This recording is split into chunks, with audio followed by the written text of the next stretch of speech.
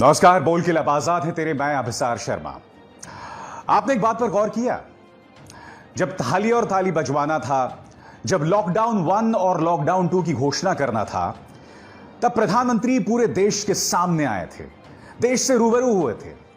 मगर लॉकडाउन 3 तक आते आते अब सिर्फ जनता के लिए एक प्रेस रिलीज जारी कर दिया गया है और पुष्प वर्षा के लिए, हमारे स्वास्थ्य कर्मियों की हौसला अफजाई के लिए chief of defence staff Bipin Rawat एक प्रेस कॉन्फ्रेंस करते हैं। प्रधानमंत्री अब देश के सामने नहीं आए लॉकडाउन 3 की घोषणा करना। हालांकि एक बात स्पष्ट है कि लॉकडाउन 3 में काफी रियायतें दी गई हैं जो अब तक आपको पता चल गई होंगी, मगर मैं कुछ और आपके सामने मुद्दे उठाना चाहता हूं। 40 दिनों तक तुमने मजदूरों को, गरीबों को उनके घर नहीं जाने दिया। मगर इन 40 दिनों में तुमने ऐसा क्या हासिल कर लिया कि अब उन्हें जाने की अनुमति दे दी गई है? उसकी मैं बहुत विस्तृत चर्चा आपसे करने जा रहा हूं, मगर उससे पहले मैं आपका ध्यान खींचना चाहूंगा जनरल बिपिन रावत की प्रेस कॉन्फ्रेंस की तरफ। जनरल बिपिन रावत ने अपने प्रेस कॉन्फ्रेंस में कहा कि हम अपने स्वास्थ्य कर्मियों की हौसला अफजाई के लिए पुष्प वर्षा करेंगे और तालियां बजाएंगे और उन्हें सल्यूट करेंगे। तमाम चीजें बहुत ही उम्दा चीज है। जनरल बिपिन रावत अतीत में विवादों में घिरे रहे हैं क्योंकि वो अक्सर भारतीय जनता पार्टी के राजनीतिक एजेंडे में हामी भरते रहे हैं। ऐसी ढेरों खबरें सामने उभर कर आती रही हैं, मगर उससे मेरा कोई लेना देना नहीं है। जनरल बिपिन रावत मेरे लिए श्रद्धेय हैं। मैं उनकी बेतहाशा इज्जत करता हूं क्योंकि वे हमारे चीफ ऑफ डिफेंस स्टाफ हैं। मगर जनरल रावत, मैं आपका ध्यान कुछ चीजों की तरफ खींचना चाहूंगा। जनरल रावत, यह तस्वीर राजधानी दिल्ली की है। दैनिक भास्कर की खबर क्या कहती है, मैं आपको पढ़ के सुनाना चाहूंगा। कोरोना के हॉटस्पॉट बने जगजीवन, अंबेडकर और मैक्स अस्पताल। इन तीनों अस्पताल में ही 168 स्वास्थ्यकर्मी पॉजिटिव। यानी कि हमारे स्वास्थ्यकर्मी जिन पर जिम्मा है हमारी जान बचाने का, वही सुरक्षित नहीं है। मैं आपको पढ़ के सुनाने वाला हूं कि इस वक्त इन अस्पतालों में हमारे स्वास्थ्यकर्मियों की क्या हालत है। यह मैंने इसी अखबार के इस ग्राफिक से आपके सामने पेश किया है। सफदरजंग अस्पताल, कुल 13 स्वास्थ्यकर्मी, इनमें 10 डॉक्टर्स कोरोना वायरस से संक्रमित हैं। एम्स, कुल 20, जिसमें 1 resident doctors. Lady hardinge, 5 doctors समेत कुल 16 कोरोना वायरस से संक्रमित। लोकनायक अस्पताल, कुल 14। स्टेट कैंसर अस्पताल, 3 डॉक्टर्स और 18 नर्सेज कोरोना वायरस से संक्रमित। बाबू जगजीवन राम, कुल 80 स्वास्थ्यकर्मी, 15 डॉक्टर्स। यह मैंने आपको एक छोटी सी झलक दी है। आपको अगर मैं पूरी झलक दिखाऊंगा ना, तो आपके होश जो हैं वो फाख्ता हो जाएंगे। यही नहीं जनरल बिपिन रावत, आपके सामने ये एक और खबर। हमारी जो सीआरपीएफ बटालियन है दिल्ली में, वो कोरोना वायरस का केंद्र बन गई है। 122 केसेस सिर्फ 2 हफ्तों में। ये हमारे अर्धसैनिक बलों की हालत है। General Bipin Rawat, no doubt हमें अपने जो स्वास्थ्य कर्मी हैं उनकी हौसला अफजाई करनी चाहिए। हमने ताली थाली भी उनके लिए बजाई थी, हमने मोमबत्तियां भी उनके लिए जलाई थी। मगर दिक्कत क्या, मैं आपको बताता हूं। आज ये आंकड़े लगातार ये प्रमाणित कर रहे हैं कि चाहे हमारे अर्धसैनिक बल हों या हमारे डॉक्टर्स, वो एक बहुत मुश्किल लड़ाई लड़ रहे हैं। अब भी वो बुनियादी समस्याओं से दोचार हैं, लाचार हैं। क्या आपको ये बताने की जरूरत है कि रोहतक मेडिकल कॉलेज में किस तरह से एक डॉक्टर ने और कई डॉक्टर्स ने वहां पर जो उन्हें पर्सनल प्रोटेक्टिव इक्विपमेंट नहीं थे, यानी पीपीई, यानी कि ग्लव्स, मास्क, वेंटिलेटर्स, ये जो तमाम चीजें नहीं थी, और जब उन्होंने ये मुद्दा उठाया था तो पूरी बीजेपी आईटी सेल ने उनके खिलाफ एक गंदा और घटिया प्रोपेगेंडा चलाया था। पहले तो ये कहा था ये सब झूठ है, बाद में जब ये पता चल गया कि ये सच है तो उनकी आवाज को ही दफन कर दिया गया था। जनरल रावत, यकीनन हमें फूल बरसाना चाहिए, मगर हकीकत यह है कि हमारे डॉक्टर्स जो हैं बहुत मुश्किल जंग लड़ रहे हैं। हमें जरूरी है कि हम बुनियादी मुद्दों की तरफ हमारा ध्यान जाए, बजाय कि इन सतही चीजों की हम बात करें। देखिए, इस सरकार के लिए सब कुछ इवेंट मैनेजमेंट नहीं होना चाहिए। मुझे तो ऐसा लगता है कि कहीं ऐसा तो नहीं है कि प्रधानमंत्री नरेंद्र मोदी ने यह घोषणा इसलिए नहीं की। मुझे तो ऐसा लगता है कि यह घोषणा प्रधानमंत्री नरेंद्र मोदी करने जा रहे थे, मगर फिर बाद में ऐसा लगा कि यह घोषणा चीफ ऑफ डिफेंस स्टाफ को करनी चाहिए। कम से कम प्रधानमंत्री नरेंद्र मोदी की आलोचना तो नहीं होगी, क्योंकि थाली बजाने को लेकर, ताली बजाने को लेकर, मोमबत्ती जलाने को लेकर कई लोगों ने ढेरों आलोचनाएं की थी। और हकीकत यह मैं आपको बताता हूं, देश के गरीब की कोई नहीं सुन रहा। 4-5 हफ्ते तक हमने उन्हें शहरों में रोके रखा, बदतर हालात में वो जीते रहे, और अब जब उन्हें हमने जाने के लिए कहा है, उनके लिए ट्रेनों का इंतजाम किया है, तो बुनियादी मुद्दे वहीं के वहीं बने हुए हैं। सबसे पहले मैं आपको ये तस्वीरें दिखाना चाहता हूं, आपके सामने सूरत की ये तस्वीर। सूरत में 1 नहीं 2 नहीं 3 बार मजदूर सड़क पर आ गया है, मगर इसकी कोई कवरेज नहीं हुई। ये लगातार शिकायत कर रहे हैं कि गुजरात के अंदर उनके हालात बद से बदतर हैं, उनकी आवाज कोई नहीं सुन रहा। फिर जब बांद्रा में मजदूर सामने उभर कर आए थे, तो मीडिया के एक बहुत बड़े धड़े ने इन्हें भाड़े का टट्टू कहा था, इन्हें एक्टर्स कहा था, पैसे के लिए यहां पर इकट्ठा हो गए थे। और यही नहीं, क्योंकि वहां एक मस्जिद था, तो उसे यह भी कह दिया गया कि इन मस्जिद के भड़काने पर यह गरीब मजदूर यहां पहुंचे हैं। अब हमने इनके ट्रेनों के लिए इंतजाम कर दिया है, मगर उसकी चर्चा करने से पहले मैं आपको यह तस्वीर दिखाना चाहूंगा कि इस देश के गरीब की हालत क्या है। यह एक क्वारंटीन सेंटर है। यहां पर फाटक के उस पीछे, उस लोहे के फाटक के उस पीछे कुछ गरीब मजदूर हैं, और आप देख सकते हैं इन्हें किस तरह से बिस्किट्स दी जा रही हैं, खाने की चीजें दी जा रही हैं। इससे बहुत ही बदतर हालत आपको याद होगा आगरा में थी, और अब ये दोनों तस्वीरें आपके सामने हैं। यह हालत है क्वारंटीन सेंटर्स में हमारे गरीबों की, जब उनकी देखभाल करने वाले भी उनकी देखभाल करने में इस तरह से कतराते हैं, इस कदर उनके जहन में डर होता है। ये वो तमाम समस्याएं जिसकी तरफ हमारा ध्यान जाना चाहिए, मगर इसकी तरफ बिल्कुल ध्यान नहीं जा रहा। उससे भटकाने का पूरा मानो एक प्लान हमारे सामने है। और अब हम बात करते हैं कि आखिर क्यों हमारे मजदूरों को 5 हफ्ते तक ट्रेन से अपने घर नहीं भेजा गया था। 2 चीजें अब तक हो जानी चाहिए थी, क्योंकि 5 हफ्ते का वक्त गुजर गया है। नंबर 1, जो भी गरीब अपने घर जाए उसकी सही तरीके से टेस्टिंग हो, ताकि अगर उसमें कोरोना वायरस है तो वो गांव ना पहुंच सके। नंबर 1।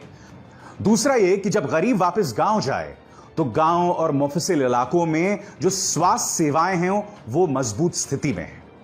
सबसे पहले तो हम पहली बात करते हैं कि क्या उसकी उचित टेस्टिंग हो रही है।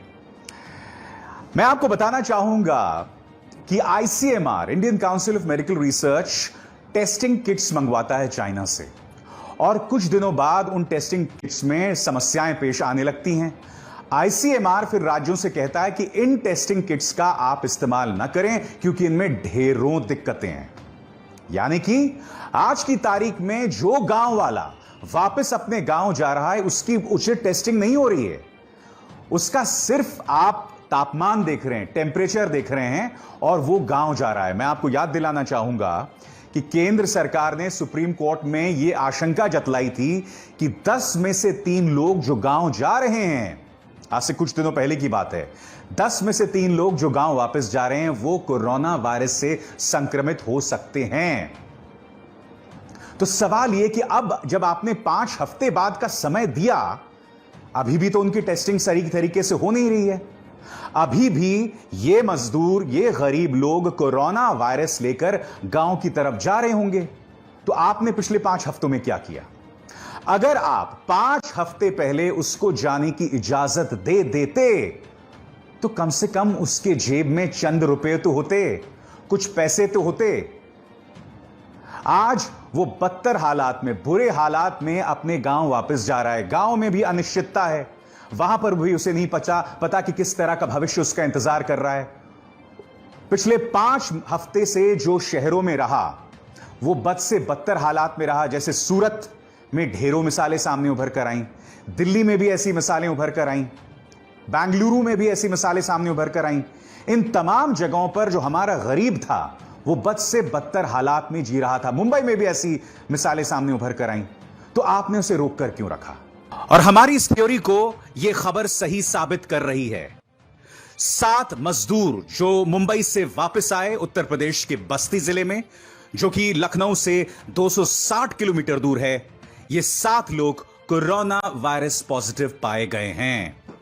इसका अर्थ ये लोग जो मुंबई से निकले, ना इनकी कोई टेस्टिंग हुई, नतीजा अब इनसे जुड़े बाकी लोग भी कोरोना वायरस संक्रमित होंगे। आखिर इसकी कोई जवाबदेही है क्या? इसका क्या अर्थ हुआ?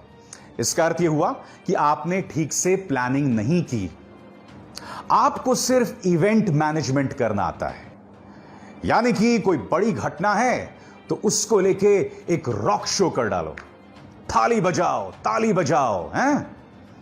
कुछ लोग तो प्रधानमंत्री नरेंद्र मोदी के लिए रविवार को तालियां बजाने वाले थे। बाद में प्रधानमंत्री को किसी ने कहा कि प्रधानमंत्री ये चीज बैकफायर कर सकती है, और फिर उन्होंने बाकायदा ट्वीट किया कि कुछ लोग यह अफवाह फैला रहे हैं कि मोदी के लिए ताली बजाई जाए। ऐसा कोई ना करे। खुद प्रधानमंत्री को सामने आकर ऐसा करना पड़ा था। तो मैं आपसे क्या कह रहा हूं, सब कुछ इवेंट मैनेजमेंट है। बुनियादी मुद्दों की तरफ किसी का ध्यान नहीं जा रहा है। और अब मैं आपका ध्यान जो है वो खींचना चाहूंगा कि जो हमारी स्वास्थ्य वहां सेवाएं हैं उनको लेकर क्या असल स्थिति है। और इसके लिए मैं आपका ध्यान खींचना चाहूंगा एक अहम सरकारी बैठक की ओर। एक सरकारी बैठक होती है जिसमें कैबिनेट सेक्रेटरी होते हैं और तमाम स्वास्थ्य सचिव होते हैं, और उसमें कुछ डेटा पेश किया जाता है।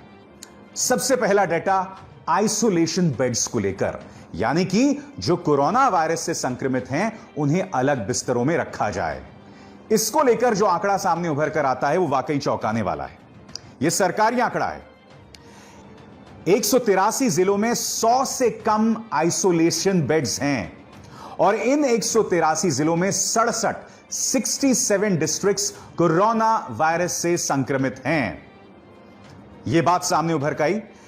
अब उत्तर प्रदेश की बात करते हैं। 3 राज्यों की यहां पर हालत बहुत खराब है, उत्तर प्रदेश, असम और बिहार। सबसे पहले उत्तर प्रदेश। उत्तर प्रदेश के 75 जिलों में से 53 ऐसे जिले हैं जहां 100 से कम आइसोलेशन बेड्स हैं, और इन 53 में से 31 ऐसे जिले हैं जो कोरोना वायरस से संक्रमित हैं। दूसरे नंबर पर आता है बिहार।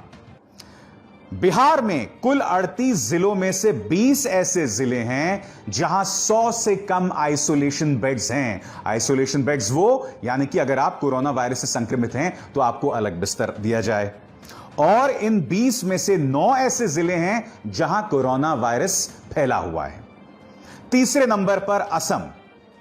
असम में कुल 33 जिलों में से 19 ऐसे जिले हैं जहां 100 से कम आइसोलेशन बेड्स हैं, और इन 19 जिलों में से 6 ऐसे जिले हैं जो कोरोना वायरस पॉजिटिव हैं। यह अपने आप में बहुत चिंतित करने वाली बात है। यह बात तो हो गई आइसोलेशन बेड्स की। अब हम बात करते हैं ICU beds, intensive care unit की जो काबिलियत है, क्षमता है। इस सरकारी मीटिंग में यह बताया गया कि भारत में 143 ऐसे जिले हैं जहां कोई भी आईसीयू बेड्स नहीं हैं, एक भी आईसीयू बेड्स नहीं है। और इन 143 जिलों में 47 ऐसे जिले हैं जो कोरोना वायरस संक्रमित हैं। यहां पर भी उत्तर प्रदेश जो है सबसे ऊपर है, यानी कि उत्तर प्रदेश एक ऐसा राज्य है जहां 34 जिलों में एक भी आईसीयू बेड नहीं है। मध्य प्रदेश दूसरे नंबर पर है।